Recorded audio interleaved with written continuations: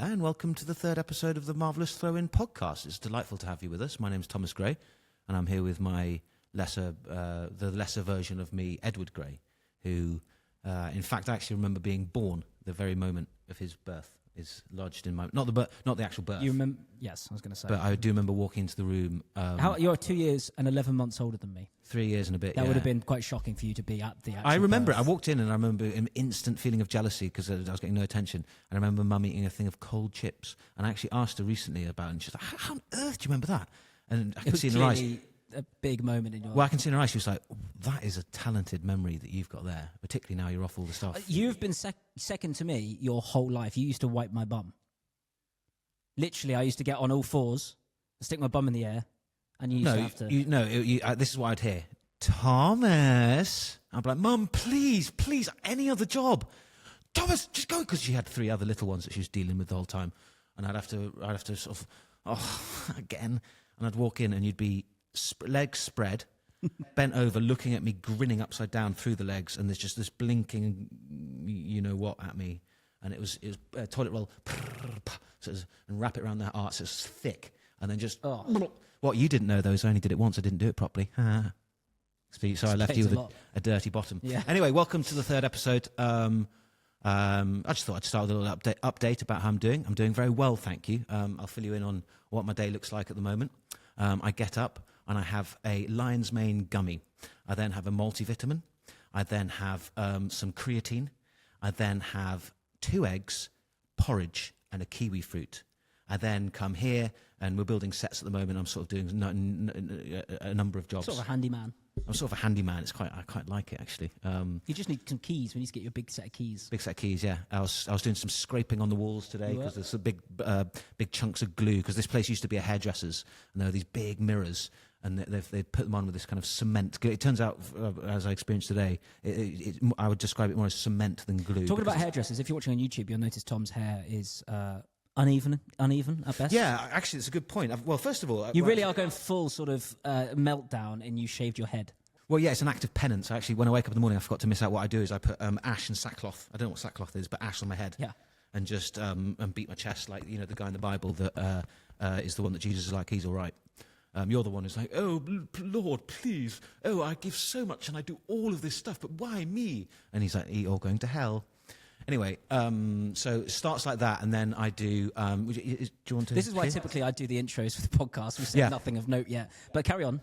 I then watch a little video on how to get buff, because that's the goal at the minute. By the way, when this podcast ends, I'm going to reveal my body, and I'm going to have a 6-pack. I bet you £1,000 English pounds. You still don't have access to my money, but I will soon. And if you're interested, because I go to the gym every single day. I've gone every single day for 16 days in a row, right? So your recovery is going well. We're not just like shoving the mic in front of someone. Look how bright my eyes are. Look at the whites.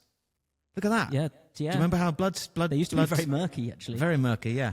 But yeah, I shaved my head, and I know I don't look good. But what I do think I look good is when it grows about 2 inches. I think it looks quite good then. And so our sister's getting married in 2 months, so I'm timing it for that because in case she's got friends that although she's quite young, she's quite a lot younger than us. But she's not that. No, she's 30. She's 31. That's fine, isn't it? I'm 39. You're 40. Is that okay? What? 39. Thank you. 39. Yeah. And I look, as I say, about a healthy 25, so they won't. I don't have to bring that up until they're emotionally attached to me, and then I can admit that I'm quite an old man. Anyway, I'm assuming we've got a good episode planned for today, have we? Well, yes, as I said, welcome to episode 3 of the Marvellous Throw-In podcast. That's what you get when Tom intros it, just a sort of... it's just, you just speak, and as the thoughts come into your brain, it's just verbal sort of diarrhea. Well, given my diet at the moment, which you didn't let me finish, lots of chicken, lots of rice, lots of vegetables, lots of chicken, lots of rice, lots of vegetables, ad infinitum. And didn't you tell me you're putting on weight? I've put on, I've lost 5.6 kilograms of fat. Oh. And I've put on 3 kilograms of muscle. On YouTube, if you're watching, or if you're listening on audio, it's rock hard. Tom is flexing. Yeah, and then I lather myself in olive oil because also I had an awful eczema problem related to stress and just, I suppose, alcohol. I think I'm actually allergic to alcohol, I've discovered. So my skin's great. I'm looking good. The sun's out, so it'll only take me about 6 months to get a tan because I don't tan very well. And no, do you know what? I won't speed this up, actually. We haven't got much content planned, so I'm just going to waffle for a bit. People enjoy the waffling part more than they do. Okay, so there were 9 players who have only got a left foot, but they also... people aren't as interested in that. You have to do this stuff first and then that stuff. All you want to do is like, hey, guys, will you sign up to our Patreon? And will you click this? And we're going to do this. And can you share it? They will respond naturally to the quality of the conversation. That's what I'm worried about.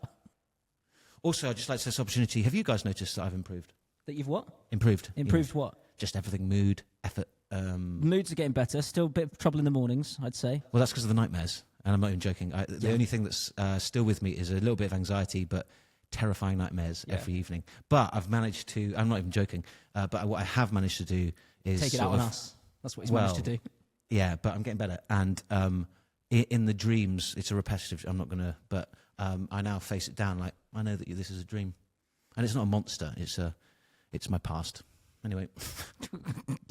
Right, okay, good. Well, look, welcome to the 63rd best sports podcast in the UK, according to the Apple Podcast charts. Welcome. Thank you very much for watching. Please do like and subscribe. You know, I am going to remind you to do that. Tom, if Tom had his way, we wouldn't promote this at all. We just do a podcast and tell no one and hope it organically was found by someone who was going to share it. That's what happened with me with my stuff. But What that's stuff? also the reason why it didn't progress. It never did anything, right? Anyway, thank you very much for watching I was and in listening. I was in 3 sitcoms in a lead-ish role, but go on, please. Yeah, and what happened to them? Are you still in that? Cancelled after 1 season, quite rightly. Well, Do you know, we had a previous version of this podcast, but you don't need to know about that. But we had a previous intro, the same music, but we had Lloyd Griffith of Soccer AM fame and of Ted Lasso and of stand-up comedy. I've never heard of him. Okay, well, he did this intro in the old version, and we're wondering whether to add it back in, but I'm going to play it for you now. Because he's a singer. He was a choir boy, right? Yeah, he would... Oh, no, sorry, I've never heard of him. Oh, there you go. Thomas and Edward, the Marvellous Throw-In podcast. Kick it. See, you know, so I think we should maybe add that back in. Yeah. I mean, I think he did sign away all rights to that, so I'm He's pretty working sure. for 5 Live at the minute. I know he's travelling America doing World Cup stuff. I thought you said you didn't know him. Hi, Lloyd. Oh, yeah. Hi, Lloyd. I don't know. Yeah. Please come back on the podcast and sing live for us in the studio. We've got a studio now. We've got proper mics and everything. Let's actually talk about football. First of all, point of order. Dan got in touch, one of our listeners, Oh, yeah. just to say that the club that Harry Kane and David Beckham played for was called Ridgeway Rovers, not Wimbledon, or whatever we said. Leytonstone Wanderers. Something like that, yeah. So just What is it? Ridgeway... Ridgeway Rovers, which I thought was like from... What was that cartoon, like... Roy of the Rovers. Roy of the Rovers. There wasn't a cartoon, it was a comic. But because it's a cartoon. True. Just on the topic of Harry Kane, if you don't mind, I'm sure everyone had a wonderful evening last night watching the absolute classic England 0, Ghana 0. I don't know if anyone's aware of this, but there was a curse put on Harry Kane by a Ghanaian witch doctor. There was. And it worked. I told the witch doctor, I told him what to say. I'll think of a song. Anyway, I thought I actually researched what the curse was. I'd like to do it for you now, if that's okay. Oh, brilliant. Yeah, I mean, yeah, go on. Oh, smash it over the bar in the last minute.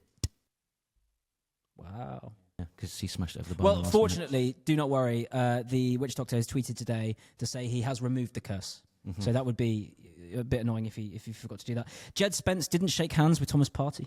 Did you see that? I did. Good for. Good for him, but I don't care. I mean, I'd rather him go to prison for life than. Did he actually do it? Is he?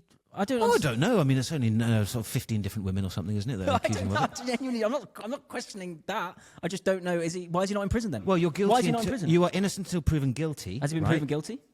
But that means innocent in the sense of, we're not going to ultimately punish you. But that doesn't mean we all have to be like, oh, Thomas, lovely, please come in. No, you're innocent until proven guilty. It's like, I'm not going to, fine, you're allowed to live your life, but you're not welcome in my home. That's the sort of way that you should think about that. Very good.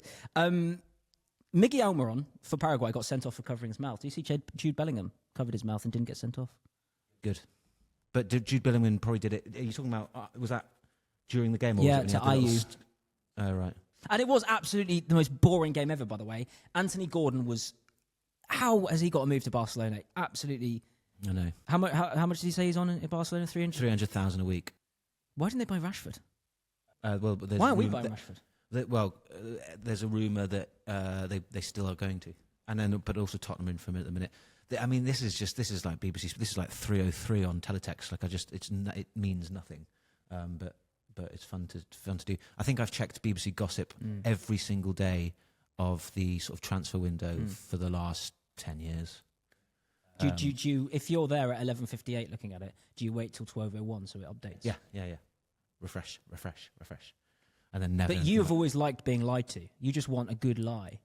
I don't like being lied Yeah, you do. to. You like gossip. You know. Gossip. Newcastle. Gossip. There's a slight chance we're going to sign. I don't know, Jude Bellingham or something. You would just be all over that. Well, I mean, would you not? It's to do with your conspiracy thing. I think you just like to believe half truths, and we'll come on to that later. Okay. Also, can I just say, since I cut my hair, I've realised I've got a cow's lick. Do you know what that is? Yes. Yeah, and also, have you? It's quite uneven. Is my hair? It's very uneven. It was like this, but then it went. So I had to go. You've also got a little rat tail at the back. I've got a rat tail, and it's sort of boofed up here. So I need to go over it one more time, but I don't want it to be short again because you can see my head, and also I've got a sort of egg head. But it does. It adds to the sort of breakdown effect, and maybe we might get some more sympathy and more comments and more followers because of that. Yep. Which is why you're doing it. Picture the scene, Tom. You're England manager. It's Germany. We're playing Germany. It's a semi-final. It's half time. We're 1-0 down. You'll lose the job if you don't get to the final. What do you say at half time to turn it around? I'd probably say something like, "Hey guys, look. If we're going to lose, we're going to lose. But I want us to lose playing our way." What's that, Gaffer? You never told us. Yeah. What? What's our way? You don't get the reference. That's what Thomas Tuchel said at half-time during the first game. That's why we came out so well against Croatia. You've let me down on a number of things, actually, in terms of knowledge, because you make out that you're really, really knowledgeable. I know way more about football than you. No, you know about football. You know about FPL. You know about... sorry, I didn't research exactly what Thomas Tuchel said at half-time. Everyone in the nation knew about it, I think. Anyway, go on. What do you think about my pink jumper? Edward bought one, and so I bought one, and Edward came in a pink jumper, but I was wearing a pink jumper, and he refused to wear it. Oh, well, it was a case of who'd back down first, and he backed down and put that on. He promised me when he copied me and ordered the pink jumper, but I said, fine, but do not wear it on the podcast, because I'm going to wear it on the podcast. Then I turn up today, and it's the only jumper he has with him. Yeah. And also, I didn't order it. You ordered it for me, because, once again, I don't have any money! Scotland-Brazil is tonight. It is. This is where the UFO is supposed to land. She, Baiana, 24 million people, followers, she retweeted your comments about her. She did, yeah, and she follows me. Does she follow the podcast? I think so, yeah. But also I have been on her account and realised she's retweeting anything that says her name, and I think like trying to capitalise on this moment as much as possible because. So will I be able to write to? So because very soon I'm going to be back on all that stuff. Right. Can I write to her? And maybe we could get her to come on and do a prediction. Yeah, why not? For something else. Although she's putting out things like with her WhatsApp number saying she wants media appearances and like fees and stuff. So I think we can pay. What? You can pay, can you? Yeah. What sort of fee would she probably be asking for? We could probably pay 20K. We may need to start a Patreon for that, but you don't want to do that, so there you go. No, I do want to do that. I just don't want to do that immediately. I don't want to just go down people's throats and be like, give us money. I want to offer some quality and then give us lots of money. Right. Tom Brady tweeted that this is the best World Cup ever. He's already said that. What do you think? What do you make of that? Given we're about 20% through it. First of all, I don't imagine Tom Brady has sat and studied every World Cup and then come to the conclusion that this is the best one. Secondly, it's in America, so he's going to say that. Thirdly, I think it's like Qatar. Everyone's like, oh, it's going to be rubbish, and it was really good. It's fine. Lots of goals have been scored. The heat doesn't seem to be too much of a problem. The breaks are annoying, but I think we've overhyped that because when the breaks happen for us, it doesn't go to adverts. I think we should be proud that that hasn't happened on ITV and obviously the BBC, but it's just an opportunity for Tuchel to talk to the players. And also, we've started the game so poorly. We've needed that little hydration break for the tactical, chat. But also, mainly, I just don't care. It's not that big a deal. It's not going to affect football long term. It's just this tournament. So, blah. Cristiano Ronaldo scored 2 goals the other day. 41 years old. Yeah. 41 years young. Old. First player ever to score in 6 World Cups. Yeah. He's got a bit of a Michael Jackson look about him, do you think? He looks like he's had work done on his face. A bit stretched. I wouldn't be surprised if he's had work done on his face. Although, I mean, he is naturally sort of... I don't think he has. He's just... Yeah, I just and I mean, you love him, don't you? You Well, I don't know him personally, and he has some sort of accusations against his name as well. So I don't want to go there. But I do love his career. Yeah, I think the fact he's done it in multiple leagues. He started at Sporting Lisbon, went to obviously Man United, went to Real Madrid, then went to Juventus, did it there, then went to back to Man United, and by the way, did it there again. Scored 24 goals in a season for them. Then went to Saudi, which is a better league than MLS, by the way. Did you see Al Hilal in the World Club Cup beating everyone? Not everyone. I mean, I was looking forward to that for a week. I logged it in my diary. I set an alarm. I was so excited for watching the Saudi Pro League, whatever the flip you're talking about. No, I didn't. Did you watch the MLS?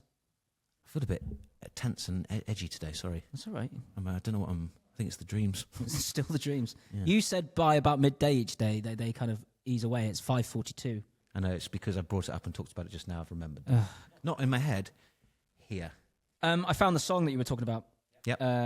The World Cup, England World Cup song. There's been loads. When you scroll Instagram and stuff, there's loads of people attempting to do catchy World Cup songs. I'm surprised you haven't tried one, Tom. But if I can get it up, which I'm going to right now, here is the song you were talking about.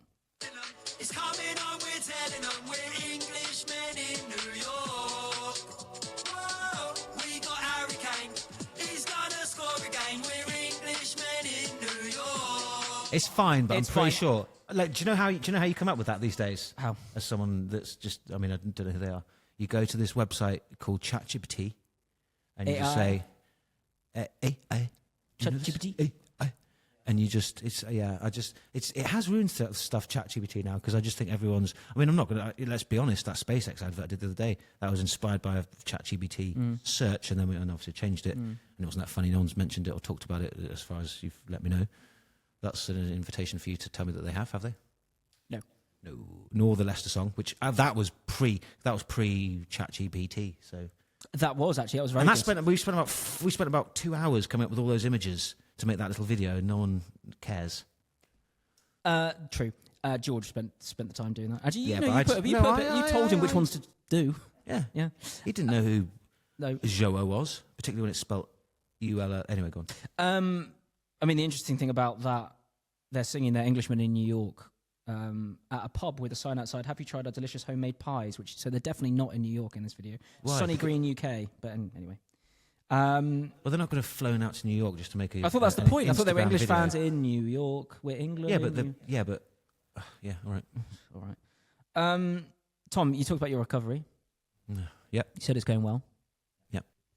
If you could choose one football manager to be the manager of your recovery, who would you choose and why?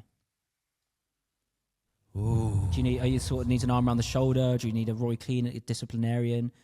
I need at the beginning an arm around the shoulder. So it's probably, I reckon Graham Potter's probably quite good for that, or Harry Redknapp? Bobby Robson, Bobby or Robson. someone like that. And He's then dead. as it goes on, a little bit more of a Capello, just a kind of cold, this is your job, get on with it. You know what you're supposed to be doing. I'll look at you incredibly disappointed if I see you mess up, so that kind of thing. Okay. But yeah, again, I hadn't heard these questions before, so I haven't really come up with a satisfying answer. Probably Sam Allardyce. If it goes wrong, just go for it. If it goes wrong, just save it last minute. Yeah, just get smashed with Sam Allardyce. That'd be fun. Pint of wine. Yeah. Yeah. Would you do this? This is my last thing on your recovery. Mm-hmm. That's all right. We're okay to talk about this. Fine. Yeah. Yes. Yes. Would you, live on air, read all of your unread messages? Absolutely not. If you did it, you got to be England manager for the rest of the World Cup. Absolutely yes. Okay, football. By the way, there's nothing. But just to explain this, because I thought that this was. I'd never heard of this sort of problem before. I thought it was just a weird thing that I had. You have shown me and read to me some of those comments, and it seems like lots of people identify with it. It's not that there's anything scary there. The best analogy is it's the monster under the bed that as soon as you face it, it shrinks down to a little. It's actually in the Old Testament. It's the snake in the sand that Moses puts in, and all the people have to do is look at it, and then they're cured of. I think are the snakes biting their heels. You know about the Bible, is that right? Yeah, something like that. Yeah. Yeah, it's that sort of thing. So I'm not. There's nothing. It's not like, I don't know. It's just. It's yeah. Anyway, probably not put this bit in. 'Cause Footballers. I'm going to give you some names of footballers. Yep. And you got to tell me what their job would be if they weren't footballers. What do you think their job would be? Okay. Erling Haaland. I think he would work in a bar in Ibiza. Nice. I've just put alien. Grealish. I think he would work in a bar in Ibiza. Yeah, I put a nightclub rep. Craig Bellamy. I think he would work in a bar in Ibiza. I put in recruitment. Roy Keane. I think he would run the bar in Ibiza. Yeah, okay. Nick Woltemade. I've just put circus.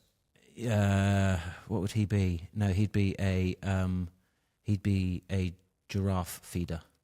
No, come on, Tommy, better than that. That's so lame. What would Nick Woltemade be? He'd be a pole vaulter. Yeah. Volta the pole vaulter. Woltemade. Are you a pole vaulter? No, I'm a German. But how did you know my name? That's good. Say that again. Are you a pole vaulter? No, I'm German. But how did you know my name? Anyway. Very good. Peter Crouch famously said if he wasn't a footballer, he'd be a virgin. So that's one. Joe Giles 8163 on YouTube. Mm-hmm. This is the last time we're going to do any conspiracy stuff, actually. Oh yes. Could you mind if I? Please. So can't lie. I've had my interest piqued by re-engaging with the topic. I got very put off the UFO stuff because it was. I don't know. I'm going to say names here. You might not know them, but Ross Coulthard, Jeremy Corbell. It was just if you knew what I knew. I can't give away my sources, but and just these outrageous claims. Then nothing was happening, and then it's been. Probably what's happened is that the whole topic has been flooded with propaganda in order to the best way to convince people that it's a lie is to sort of semi-tell the truth and then distort it. So you've got Chris Bledsoe and all these people that say that they're angels and they can communicate with them and they can summon them and all this sort of thing. So I got quite put off. I'm now re-engaged, and so I am starting No Visible Means of Propulsion, a brand new podcast about aliens and UFOs and all sorts of funny things. Spent the day setting up the set in our studio, and that will be launching in about a week. Just you? Just me. Well, just me doing it, but obviously you guys, sort of cheering me on. Nice. Joe Giles 8163 says, just as a final conspiracy corner for us. Yeah. And also, I mean, Brazil, Scotland, that still falls under football, right? The alien invasion at a football game. Right, okay. I know it's a football podcast, says Joe Giles, but can Tom please explain why aliens are only ever sighted in the US and appear to American people? What's his name? Joe Giles. Joe. Where do I start? Okay, so the first reported case of that we know about is from 1936. It was the magenta craft found in Italy by Mussolini. The story goes reliable that it fella, was recovered by the Vatican, who then reliable institution in the Americans, reliable nation, who took it over. The magenta craft. It was a craft. It crashed in a field. One of the main reasons why America is so does sort of, I suppose, stand out as a area of interest for the aliens is the nuclear power plants. They're interested in our nuclear capabilities. Now, this is the case in Russia, China. All sorts of countries have opened up their UFO files. Brazil have been very open about their cases. I think you'll find, Joe Giles, that it is not just in America. It's just far more in the it's more present in the media, the American tales, and more interest and more. Yeah, basically you're speaking nonsense. Research Rendlesham in Woodbridge, Suffolk. Research that place in Scotland where the famous picture was taken. Type in Scotland UFO. Bring it up, George. It's his first time listening. We have a producer called George, who's our Calvin other UFO. The Calvin UFO. Look What's that that? up. That's not a real picture. It is a real picture. Bring it up. Nick Pope, not the goalkeeper, Okay, but okay, the researcher everyone- said that the Ministry of Defence had that on their wall. If you, what's it? Okay, That is what a am I looking at there? Fighter jet and then a flying craft. You've got to remember, if these are anti-gravity machines, it doesn't matter the size. So what year is that? What year is that meant to be? That was 1990, taken by two Why is no one else hikers. getting pictures of this? Why are they always grainy, small pictures? Well, there is a theory that the gravitational field around the UFO distorts the image Oh, crikey. deliberately. Right. I really, really hope for this podcast and for your one that disclosure, what's it called? The disclosure day, Yeah. which is when the day It won't that, be- that, it that will all not these be a nerds day. sort of Oh, my really, goodness, really listen, want to happen. It will not be a day. The whole point of disclosure, it's slow drip disclosure. So first of all, at the moment, we're getting files from the US government every sort of other week of these quite lame images, but they're getting slightly better and slightly better and slightly better. Strange that all this is happening when Steven Spielberg's film Disclosure Day comes out at the same time, who, by the way, has made some sort of deal, if you watch Jesse Michaels, which you should, the best podcast on the subject, has... what was I saying? I have no idea. Yeah, I got put off by the... You were saying that it's Oh, yeah, strange that it's come out at this time or whatever. They're normalising it, normalising it. So when it's finally like, oh, by the way, here's a picture of an alien, it'll be like, oh, yeah.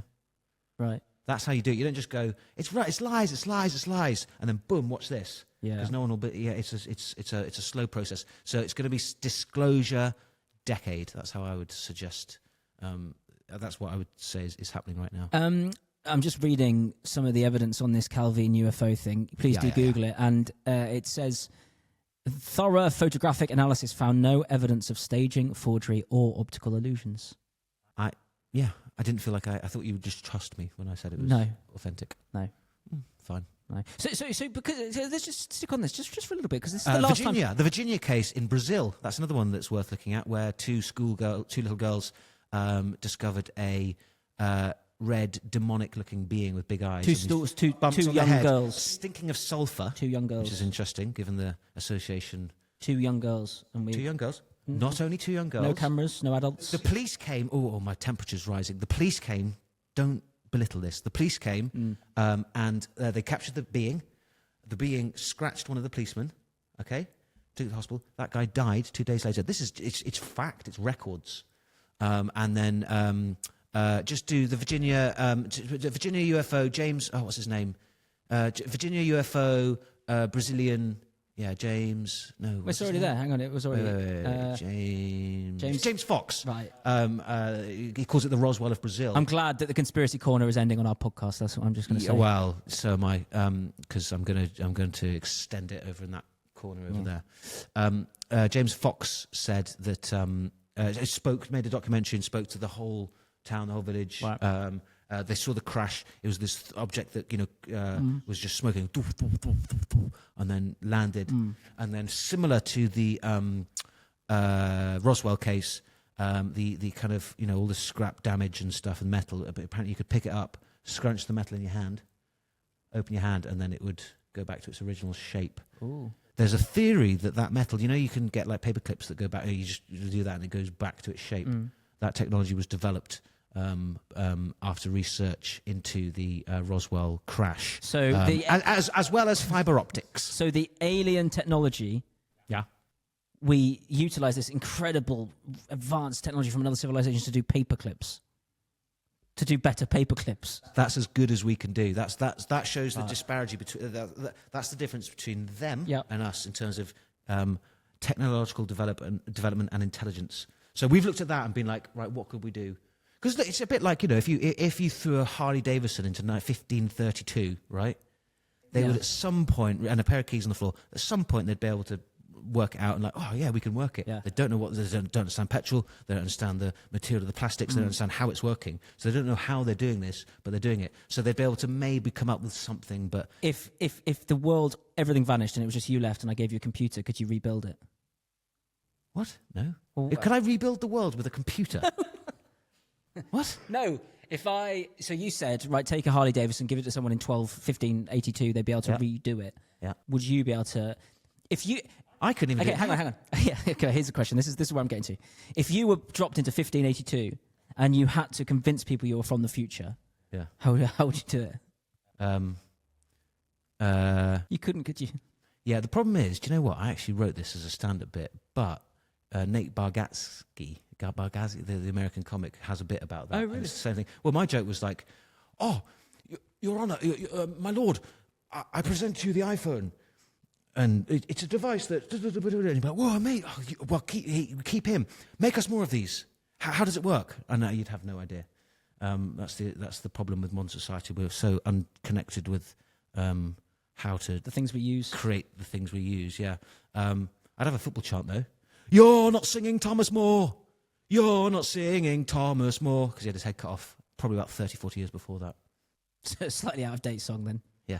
Very, very good though. Yeah, thanks. Just you like throwing in little Easter eggs that you did a history degree and you like history and you're very clever. You do like saying that, don't you? So what was that last bit you said? I'm saying you like to suggest things like you're No, very clever. the last sentence of you suggest things like you're very clever. I'm very clever. Yeah. Should we do live do an IQ test, both of us? No, because I've done it before and it's really low.